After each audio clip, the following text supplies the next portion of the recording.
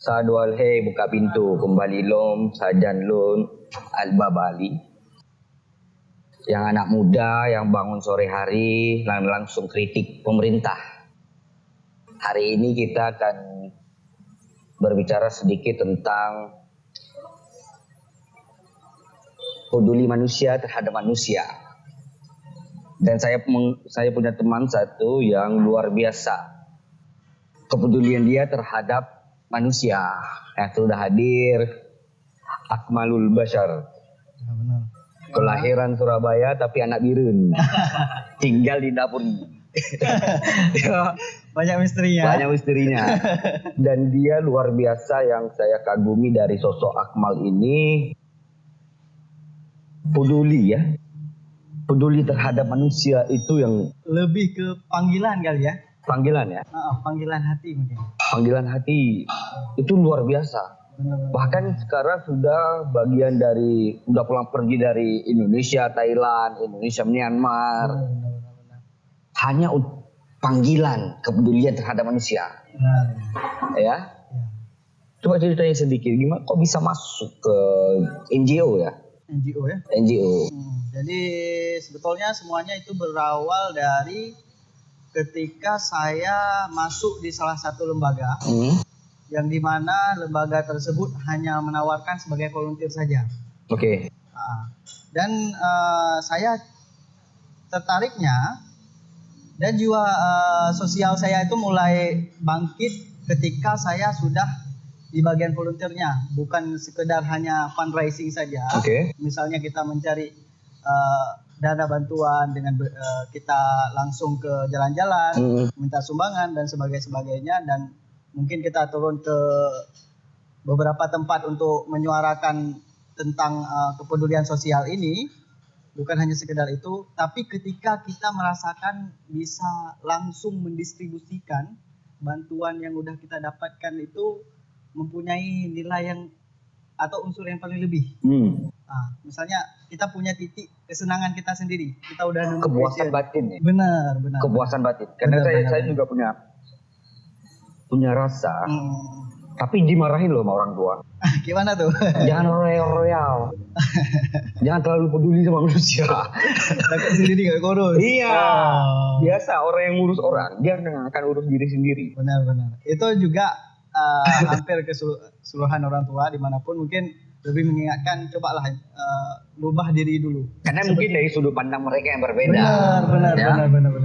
Jadi sebetulnya gini, saya selalu berpegang pada patokan di mana yang namanya kita menolong orang itu pasti punya hasil yang akan lebih baik di depannya. Oke. Misalnya gini, kita coba tolong kasih sedekah 5.000, mungkin di satu atau setelahnya dengan 5.000 itu kayak tabungan amal buat kita sendiri juga. Benar. Dan juga itu nggak akan kita rasakan cuma di akhiratnya aja. Itu yang prinsip yang saya tanamkan. Akan tetapi setelah kita nggak ada lagi di bumi ini pun kita akan merasakan ketika kita sudah nggak ada lagi, kita merasakan nikmat di sananya dan juga kita merasakan nikmat di sininya. Nah, kalau aku ini gini, kalau nolong orang itu sebuah kebahagiaan yang nggak bisa dibayar sama orang. Benar. Nah, itu benar-benar. Jadi ketika saya udah ditegur sama keluarga, dia tegur sama misalnya sama teman-teman juga ada yang melihat, saya bahkan habis total berkorban ke orang. Bener gak? Benar. Tapi itu kepuasan yang lebih pada diri. Jadi pernah salah satu seorang yang saya tolong sampai itu meninggalkan kesan yang baik. Di mana ketika kita langsung distribusikan bantuan yang kita galang itu langsung ke tempat, saya teringat itu ketika saya pertama volunteering, kami pergi ke daerah pelosok yang ada di Aceh Jaya. Apa nama daerah? Ada nama? Saya lupa nama daerahnya, akan tetapi itu memang daerah yang kalau kita pergi kalau malam itu nggak boleh kita keluar dari rumah karena memang itu dekat sama alam dan banyak binatang buasnya juga. Oke. Tapi itulah di situ mungkin di sini pemerintah perlu melihat kembali daerah-daerah yang berada di pelosok tersebut. Memang kehidupan mereka memang serba kurang. Serba kurang. Padahal ada kehidupan di situ. Ada kehidupan di situ. Nah, itu yang menarik. Oke. Dari situlah ketika saya mulai merasa, oh ini dunia NGO kayak gini ya. Maksudnya ada capeknya, tapi ada kepuasan pribadi kita sendiri. Nah, sehingga saya langsung itu ketika saya udah di volunteering, saya mulai berpikir, ini kalau saya bisa kasih kontribusi di Aceh ini, kalau untuk luar kenapa tidak? Oke. Nah, di situ saya mulai bangun link dengan beberapa lembaga-lembaga lain. Jadi sekarang udah tergabung dalam lembaga apa-apa aja? Oke, siap. Jadi kalau untuk lembaga sih kita udah di Padi Global Asia. Padi Global itu menaungi seluruh wilayah Asia. Oke. Kita juga ada di CID. CID itu anak daripada induknya PGA itu, di mana CID itu langsung ke provinsi-provinsi yang merasakan konflik atau membutuhkan bantuan. Oh, dia fokus ke konflik? Benar. Langsung ke daerah turun langsung. Kalau PGA itu dia per negaranya di Asia. Kalau misalnya CID atau Community Initiative Development itu langsung terjun ke provinsi atau daerah-daerah, misalnya kayak di Myanmar itu Rakhine State. Oke. Kalau misalnya di Cina itu ada Uyghur. Tapi kalau misalnya kayak Uyghur itu kami masuknya lewat Thailand. Lewat Thailand. Karena lebih dekat lewat sana. Jalurnya ya? Ya benar. Dan akses untuk distribusi pun lebih gampang ke sana. Yang paling berkesan sih saya pribadi langsung di Myanmarnya. Itu memang punya kesan tersendiri memang yang luar biasa. Kalau Myanmar, kita ngomong masalah Myanmar, masalah Rohingya. Benar sekali. Masalah Rohingya ya. Benar. Kalau masalah Rohingya kita bicara Aceh, ramai juga Rohingya nih. Apalagi kabar-kabar terakhir di Lok Sumawe. Di situ ada poin yang perlu kita tekankan di sini. Info pasti lengkap nih. Akurat ya. Iya benar. Jadi itu kan masalah persepsi. Jadi gini, sebenarnya yang kita takutkan di sini bukanlah pihak Rohingyanya atau yang merasakan penderitaan tersebut, tetapi ada beberapa pihak, mungkin ini perlu ditekan di sini, yang menggunakan momen-momen kayak gini untuk tujuan mereka pribadi. Seperti misalnya ya, yang kemarin mendarat yang 99 itu perlu diketahui itu bukan Rohingya ya. 99 ya di Lok Sumawe. Benar, bukan Rohingya. Yang gelombang pertama, gelombang kedua. Yang pertama maupun yang kedua. Bukan Rohingya. Bukan Rohingya, jangan salah. Jadi mereka adalah orang Bangladesh. Orang Bangladesh. Nah, perlu diketahui di sini yang dimaksud dengan Rohingya itu adalah penduduk asli dari Rakhine.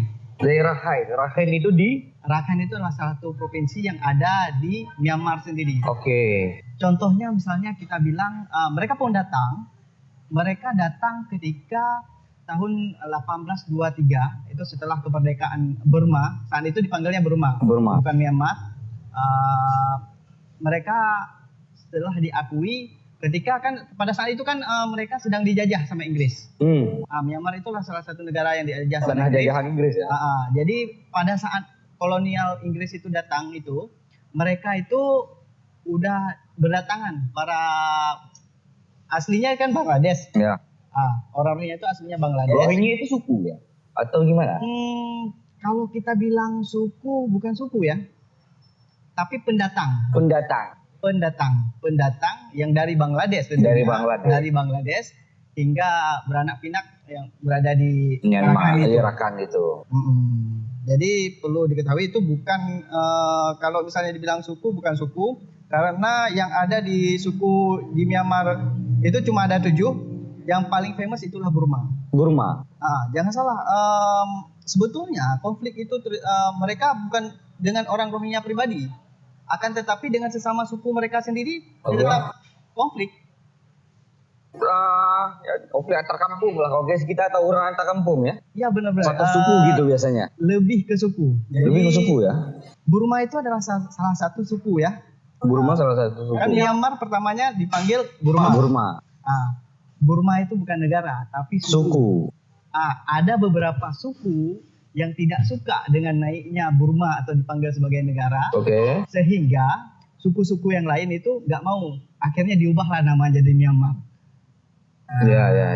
Jadi Burma itu bukanlah Bukan nama negara, tapi itu adalah nama sebuah suku. Nah, saat ini konflik yang sangat luar biasa terjadi saat ini adalah antara pihak mereka sendiri. Ini bukan masalah suku. Bisa kita ilustrasikan seperti pada masa DOM dulu. Oke. Antara pihak gerakan Aceh Merdeka dengan orang NKRI. Iya. Nah, mereka membentuk tentara sendiri dengan nama Arakan Army. Arakan Army. Di mana itu pihak pemerintah. Tujuan mereka pertama ataupun yang melatar belakangi mereka itu membentuk tentara Arakan Army itu adalah seperti ketahui kalau Provinsi Rakhine itu adalah provinsi yang termiskin dari provinsi-provinsi lain yang kurang dapat backup dari pemerintah, dan saking laparnya itu terjadi kanibalisme di situ. Kanibalisme, jangan salah. Karena orang itu kan kayak hidupnya kayak lempar dadu kan. Apa yang bisa aku makan hari ini? Segitunya parah. Itu gawat tuh. Nah, dibangunnya ada sumber alam yang bisa mereka hasilkan atau apa? Mereka kaya akan sumber daya alam. Terus? Akan tetapi dari segi sumber daya manusianya kurang. Dan seperti saya bilang, mereka adalah orang-orang yang dapat kurang perhatian daripada pemerintah sendiri. Pemerintahnya. Dan itu minoritas atau mayoritas agama Muslim di situ? Kalau kita kembali ke sejarahnya, hakikatnya Muslim semua di situ. Semua Muslim. Dan beberapa raja di masa lalu itu adalah orang Muslim. Dan setelahnya ketika datang orang Buddha atau orang Buddhis, langsung seperti ini menjadi dari pertama mayoritas menjadi minoritas. Awalnya Muslim mayoritas malah di tempat itu. Benar. Kalau Arakan itu memang daerah Muslim pertamanya, sehingga karena beberapa hal kayak peperangan juga jadi, dan juga Myanmar itu memang dikuasai oleh beberapa mayoritas suku Buddha. Itu akhirnya mendominasi suku Buddha berada di Rakhine tersebut. Sehingga hari demi hari yang minoritas Muslim ini semakin menipis perharinya. Begitu ya? Sekarang gini, kita berbicara nyari ini ya, kok bisa sampai mereka ke daerah-daerah? Kok bisa sampai mereka kabur? Ya, apa tekanan pressure dari pemerintah atau dari apapun yang ada di sana? Kita nggak tahu. Bahkan aku nggak tahu apa yang terjadi sebenarnya. Siap. Jadi gini bro, kita kembali ngomongin histori ini sambil makan, sambil ngopi santai ya. Siap. Jadi kita kembali lagi ke sejarah dulu. Ketika para kolonial Inggris itu menjajah, orang Rohingya ini adalah orang yang memiliki kemampuan lebih, maksudnya kecukupan dari segi ekonomi. Dan kita bisa buat ilustrasi seperti Cina yang ada di Penayung, seperti Cina yang ada di Penayung. Mereka punya ilmu dari segi itu, dan mereka berwatak keras. Rohingya ini berwatak keras, mereka mendominasi beberapa area pasar, sehingga ekonomi dipegang saat itu oleh orang Rohingya tersendiri. Ini histori, dan mungkin di tempat lain nggak akan dicerita karena saya nemu langsung interview dengan atau melakukan asesmen dengan para sejarawan di situ. Sejarawan yang ada di situ ya, yang ada di Rakhine itu, dan memang dibilang bahwa aslinya orang Rohingya ini orang kaya. Aslinya orang kaya, kawan. Jadi mereka bukan orang miskin. Orang yang memiliki rumah mereka tinggi-tinggi. Kalau nanti kawan pernah kesempatan pergi ke sana, bakalan ngelihat gedung-gedung tinggi, rumah-rumah yang dalam bangunannya lumayan tinggi. Bangunan tingkat ya, bangunan tingkat dan mewah. Itu punya Rohingya pertamanya. Karena perekonomian mereka yang tinggi membuat jealous beberapa pihak. Bahkan dari pihak Buddhis ini sendiri. Jadi kalau misalnya ada yang bilang, apakah ini karena agama? Bukan itu saja. Tapi karena kecemburuan sosial juga. Kecemburuan sosial. Nah, mereka mempunyai perekonomian yang mereka menggerakkan pasar, perekonomian pasar, dan punya ability di bagian manajemen juga. Akhirnya mereka mendominasi pada saat itu ya. Nah, ketika naik konfliknya ini, artinya orang ini mulai menaungi, mulai menggembar-gemborkan, oh ini nggak beres nih. Ini udah nggak beres. Okay. Bisa aja nanti ketika populasi mereka makin meningkat, kita akan bakalan kalah. Dan Rakhine ini bakalan jadi milik mereka. Begitu. Oke. Jadi politiknya hebat juga tapi Buddhis itu ya. Benar. Bisa, karena mayoritas kalah. Benar. Jadi ginilah, kalau perumpamaan kami, bahkan warga-warga lokal, pernah saya ngomong dengan orang ini, orang-orang yang langsung orang Buddhisnya, bilang gini, orang itu menyebutkan gini, perumpamaan orang Rohingya itu dengan orang Cina seperti kobra hitam dan kobra putih. Tahu nggak kira-kira apa? Nggak tahu, apa ya? Kalau kobra hitam itu keras sifatnya. Kalau kalau kita usir, kita khusus, nggak akan pergi. Kalau yang kobra putih mau khusus bakalan kabur Dia terus. kabur. Nah, itu beda watak. Walaupun kita gerentak kayak manapun Kobra hitam nggak akan berkutik. Mereka akan tetap berdiri tegak dengan prinsip mereka. Jadi udah orangnya itu teguh dalam pendirian ya. Teguh dalam pendirian, ekonominya ini kan itu kan nggak jauh beda dengan orang Bangladesh. Watak mereka tuh nggak jauh dari orang Bangladesh itu sendiri dengan watak keras mereka. Jadi setelah mereka punya ekonomi yang kuat dan punya prinsip yang kuat, ya menang lah.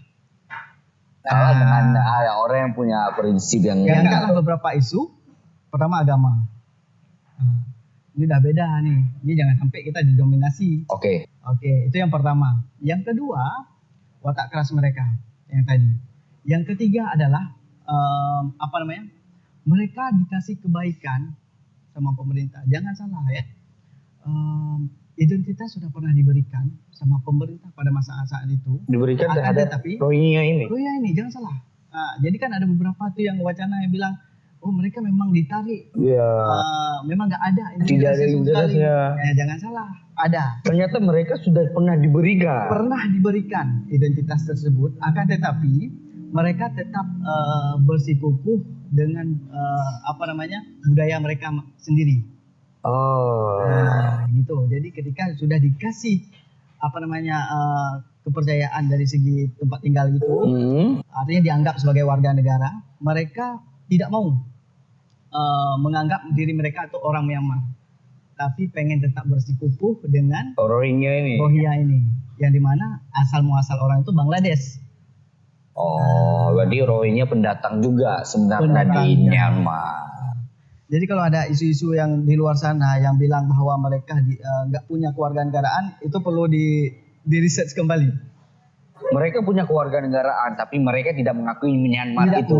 Tidak mau mengakui itu ya. Akhirnya diangkatlah isu tersebut sehingga mereka di coupling dari rumah-rumah mereka yang mewah-mewah dulu, masjid-masjid itu sekarang udah berhutan, dan yang rumah-rumah gede itu udah jadiin kayak kantor polisi di sana, kantor gubernur. Karena rumah mereka memang luar biasa besar. Itu kalau misalnya kita bilang kalau hidup di zaman modern kayak gini, mungkin mereka udah naik Ferrari. Kalau segitu kayaknya. Karena mereka datang sebagai pendagang. Benar. Mereka juga orang yang pandai di pengolahan sumber daya alam, kayak ruby. Di sana terkenal sama ruby. Kalau di daerah Rakhine itu sumber daya alamnya luar biasa, minyak tanah dan sebagainya, pengelolaannya luar biasa. Kalau sekarang itu sedang di sedikit-sedikit dibangun link sama Aung San Suu Kyi oleh pihak Cina. Jadi pihak Cina lagi berkolaborasi sama Myanmar ini untuk bisa ngolah yang sumber daya alam ruby itu sendiri. Minum dulu kali. Jadi mungkin itulah, kalau misalnya mau dicek dimanapun bakal bilang mereka nggak punya identitas. Mereka punya, tapi tidak mau mengakuinya. Ya, akhirnya yang mereka itu dicabut kewarganegaraannya. di coupling di mana di daerah mereka sendiri. Maka kalau orang bilang itu penjara di rumah sendiri. Oh, mereka membicarakan diri sendiri. Dipenjarakan. Oh, dipenjarakan oleh pemerintah Myanmar itu sendiri. Mereka tapi aktivitas tetap. Aktivitas tetap, mereka punya pasar. Jangan salah, di dalam Pemping itu mereka punya pasar sendiri, punya sistem jual beli normal. Akan tetapi mereka tidak akan pernah diizinkan melewati itu. Ada batasannya. Takut bercampur aduk antara suku lainnya. Oke, kalau kita berbicara masalah Rohingya, kan udah sampai Aceh. Dan bukan yang kasus Lok Sumawe kemarin itu kan bukan hari ini, pernah terjadi sebelumnya. Sampai yang dibawa di Sabang kalau nggak salah ya, yang KD yang di Sabang itu. Jadi apa kabar dia hari ini? Kalau kita berbicara, kalau dia udah masuk wilayah negara orang lain, itu harus kita lihat dari dua segi. Kalau menurut aku ya, benar. Dari kebijakan dan kebijaksanaan. Kebijaksanaan kita harus menyelesaikan atau harus kita tolong pertama adalah kebutuhan primer mereka. Benar. Dan saya pribadi merasakan di sini dan dalam diskusi beberapa hari lalu yang dibuat serentak sama NGO, mungkin yang perlu kita perhatikan atau kebijaksanaan, pernah isu diangkat tahun sekitaran 2000 yang 2009 waktu ada Rohingya yang di Ladong, saya lupa. Iya. Yang itu bakalan dibeliin pulau untuk orang itu. Itu ada. Sekarang gini ya. Oke, dari kebijaksanaan kita Aceh, terutama Aceh, memang luar biasa. Ya benar. Aku akui itu. Aceh luar biasa. Tapi kita kan nggak bisa selamanya. Ya benar. Ada waktu, ada batasannya. Kita bisa nolong orang. Benar. Kalau mampu selamanya kita mampu. Tapi ini nggak mampu masalahnya. Karena kan apa? Primer mereka itu harus ada sebuah kebijakan yang diambil oleh pemerintah.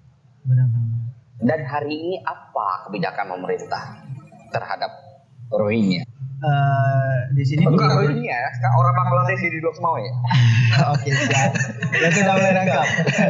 Bukan Rohingya ya. Gini. Jadi yang di Lok Sumawe itu orang Bangladesh ya. Bahkan itu pendapat itu pernah diutarakan oleh Pak Sekda sendiri. Oke. Pak Sekda sendiri. Pak Tawakal. Yang penanggung jawab sekretaris daerah sekarang. Yang Lok Sumawe. Beliau pasti ada. Ya. Pak Pemko. Ya. Sekda Pemko ya. Beliau udah bilang juga. Ini jangan sampai ketika kita tolong orang ini, mereka akan mengajak beberapa saudara mereka lagi dari sana, dan terbukti hari ini yang 296 ini. Dan kebijakan yang sampai saat ini masih kita nggak bisa bergerak secara leluasa. Yang pertama, komunikasi dengan pihak pemerintah Myanmar sendiri itu nggak terbuka secara leluasa. Okay. Dan nggak dari Myanmarnya juga, dari Bangladeshnya sendiri juga nggak buka. Mereka. Jadi kita kalau misalnya yang bisa kita tolong saat ini, ya cuma kita penuhi kebutuhan mereka sehari-hari. Karena mereka manusia ya. Benar. Nggak mungkin kita lepas mereka di laut. Nah, kembali lagi kita dari saat mereka berlayar tanpa makanan, tanpa minyak bot, bahkan ada yang meninggal sampai dilempar ke laut. Kok jadi wabah tuh yang lain. Benar. Bahkan untuk WC nggak ada. Iya. WC nggak ada kan di perahu dalam orang berapa banyak orangnya satu perahu. Bayangkan anak ibu-ibu yang pegang anak-anak. Tidur aja susah. Jangan lentang kaki. Iya. Duduk aja agak susah. Iya benar. 99 dalam satu